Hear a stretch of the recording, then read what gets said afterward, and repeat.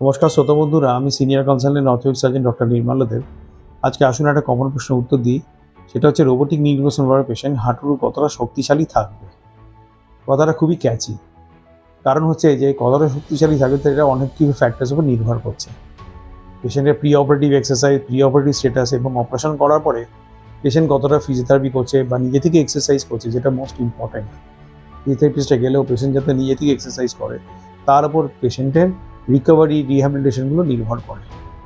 দেখা যাচ্ছে in general যে আমরা যে ট্রেডিশনাল নি রিপ্লেসমেন্ট করি তার থেকে রোবোটিক নি কেয়ারের রিকভারিটা, রিহ্যাবিলিটেশনটা, হাঁটা চলাগুলো সব কিছু একটু বেটার হচ্ছে বাই আ সিগনিফিক্যান্ট মার্জিন।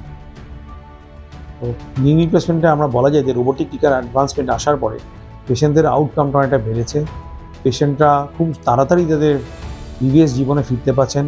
হাঁটা চলা, সিঁড়ি দিয়ে ওঠা নামা, বাইরে যাওয়া সব কিছু পেশেন্টরা আগে যেটা করতে একটু সময় লাগতো তার থেকে পেশেন্টরা অনেকটা ফাস্ট রিকভারি করছে।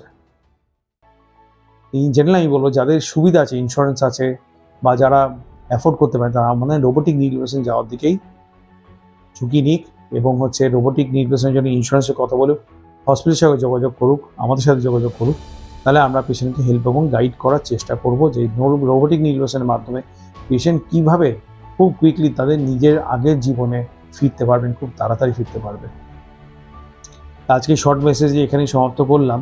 চ্যানেলে হেল্পলাইন নাম্বারগুলো দেওয়া থাকবে আপনাদের সাহায্যের জন্য। আপনারা এখানে ফোন করবেন বিস্তারিত খবর জানার জন্য। সবাই আপনাকে হেল্প করার জন্য আগ্রহী আছেন।